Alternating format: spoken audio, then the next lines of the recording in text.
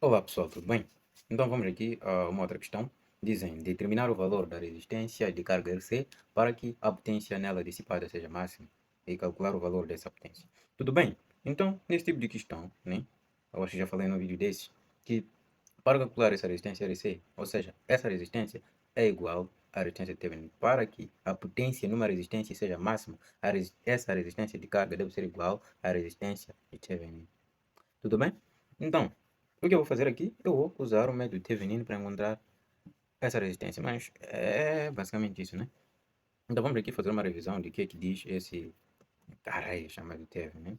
Né? Ele diz que quando temos um circuito linear, né? Um circuito linear é aquele que a tensão varia na mesma proporção para todos os elementos desse circuito. Então, aquela toda a caixa que estás a ver aí, essa white box, está cheia de resistência, está cheia do quê? Tantos elementos, né? Malta fontes, não fontes, okay? Muita coisa do circuito assustador que TVN conseguiu transformar essa toda coisa assustadora em isso. Vejam como é gênio, quão é gênio esse senhor. Então ele transformou essa coisa, essa caixa, em uma fonte de tensão em série com uma resistência TVN. Vejam só que RL está nesse circuito tanto naquele. Né? Ele manteve o RL, transformou aquela toda a caixa em isso. Né? Então, esse caso, só usamos teorema de Thevenin quando nós queremos analisar a corrente numa única carga. Se tiver moral, né? Transforma, usa para outra carga, para outra carga, para outra carga, para outra carga. Enfim, só para prática, né? Mas eu nunca fiz isso. Eu recomendo que não faças também. Então, vamos aqui. Já entendemos o método Thevenin, qual foi a ideia do senhor. Então, o primeiro passo, né? Como consegue ver aqui atrás, deixa eu voltar. Temos duas variáveis desconhecidas, que é a resistência Thevenin e VThevenin. Então, para calcular essas duas variáveis, tem passos a seguir. Por exemplo, para o cálculo da resistência Thevenin, eu tenho que fazer o quê? Remover a carga em estudo, porque eu quero calcular a resistência do ponto de vista dos terminais da resistência. Então, tenho que remover a minha carga RL, né? E depois, tudo que é fonte de corrente eu tenho que abrir, tudo que é fonte de tensão eu tenho que curto-circuitar. Simples quanto isso. Então, esse circuito que está aqui é semelhante àquele, só com algumas modificações. Então, eu retirei a fonte de corrente, curto-circuitei, R5 que vocês estão a ver aí. Então, ficou esse circuitinho aqui embaixo. Então, como conseguem ver, né? R5 e R3 estão em série, né? Agora estamos à procura da resistência Thevenin, né? Então, ativem as vossas mentes, né? R5 e R3 estão em série e esse série estará em paralelo com R1, né?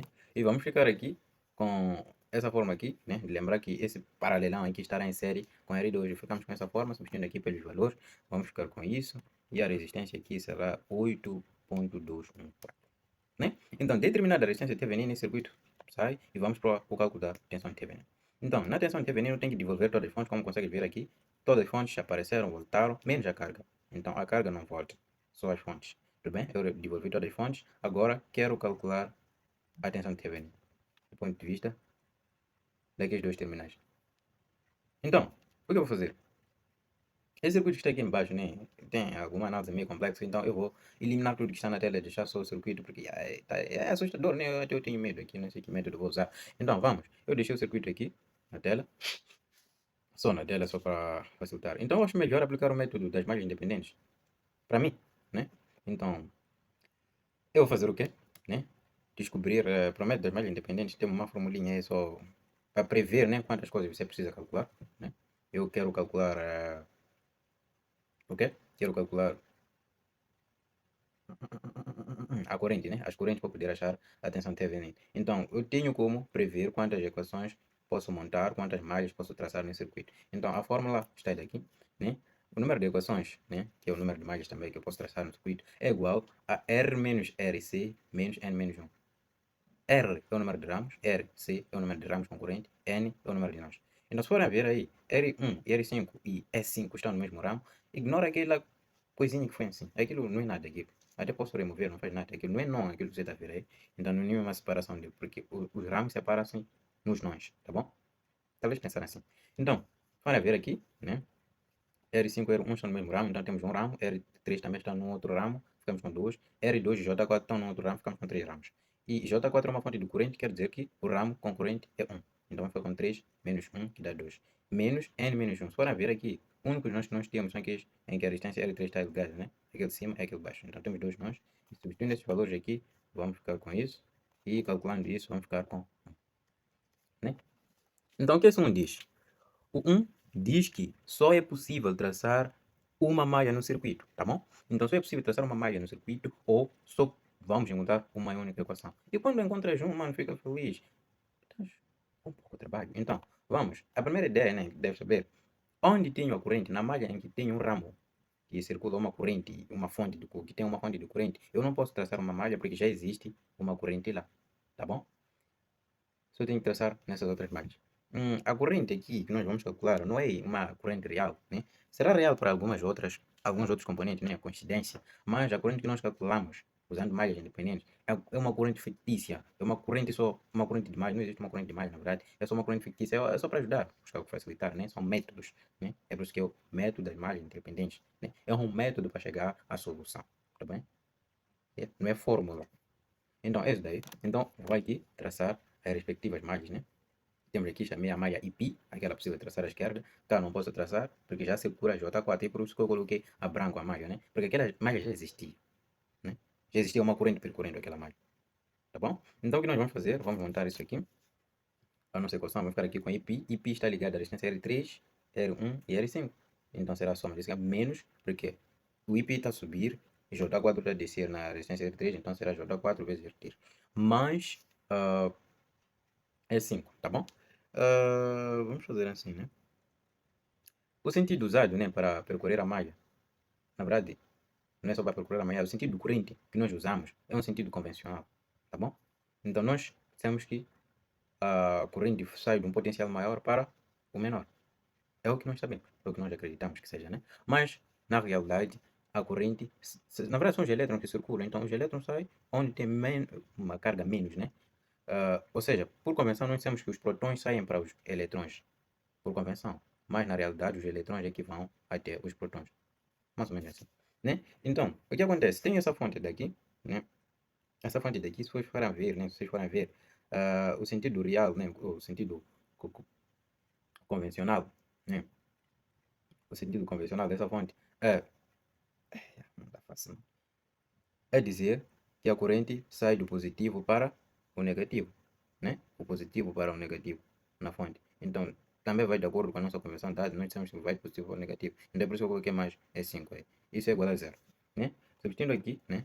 Ou reorganizando a nossa equação. Vamos para substituir. Então, vamos organizar a nossa equação só para não assustar e vou substituir os valores, né? Devolvi lá, né?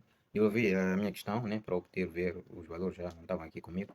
Então, aquilo era só para nós conseguirmos analisar o circuito sem muitas interrupções na tela. Então, vamos procurar aqui IP, substituindo pelos valores aqui, e vamos encontrar esse valor daqui, tá bom?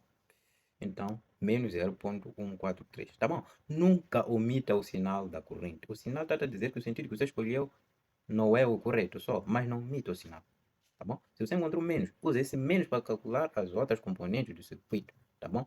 Teoricamente, sim, você falhou, mas nos cálculos usa o mesmo sinal. Estamos quites. Então, vamos aqui, já achei a corrente IP, que é a corrente que passa na resistência R1, já achei a corrente que passa também na resistência 2, que é exatamente J4. Não tenho mais nada a fazer, porque eu só quero a atenção de Thevenin, né? Essas outras correntes não me interessam. Então, vou fazer o quê? Vocês conseguem ver que esse circuito lá, onde tem Thevenin, está aberto. Então tenho que fazer o quê? Fechar para estar também em funcionamento. Pá, falei. Brincadeira, não gosto de falar assim. Então vamos aqui, fechamos, vamos ficar com V Thevenin. Então vamos percorrer essa malha, fechada, né? Esse daqui, percorrendo a malha, ficamos com isso. Aqui vamos ficar aqui exatamente com uma equação. Menos V Thevenin, vocês sabem o sentido, não vai de acordo com o sentido de V Thevenin. Menos, vocês veem que todas as correntes I1 e I2 não vão de acordo com o sentido escolhido para percorrer a malha. Ficamos com mais ou menos isso, né? Organizando a equação, ficamos com V Thevenin igual a isso aqui, substituindo pelos valores.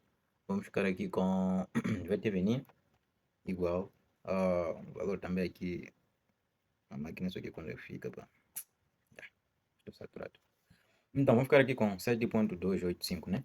Menos 7,285. Eu disse não omita os sinais. Então, vamos deixar isso. Então, esses sinais trazem uma informação, né? Então, eu vou colocar estes valores no circuito de Thevenin, né? Já está aqui. Nós transformamos aquilo tudo em uma fonte em série com uma resistência de Thevenin. Só isso. Aquele todo o circuito é isso aqui. Thevenin é mau, mano. Então, esse menos na tensão de Thevenin quer dizer que essa polaridade real do circuito de menos para mais não é essa, deve ser invertida, tá bem? Estão a ver a informação que o sinal traz. Então temos que inverter a polaridade disso. Então vamos ficar com um circuito mais ou menos assim, né? O mais para baixo, o menos para cima, né?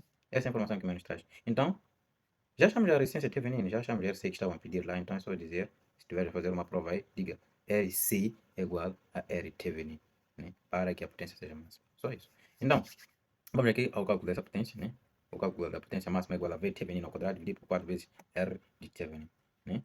Substituindo aqui pelos valores, vamos obter aqui uma potência também muito pequena, que nem parece potência. Que potência? Então, a potência aqui será igual a 1.615 watts, né? O exercício está terminado, como sempre. Muito obrigado e até a próxima. Estou com sono. See you tomorrow, se possível.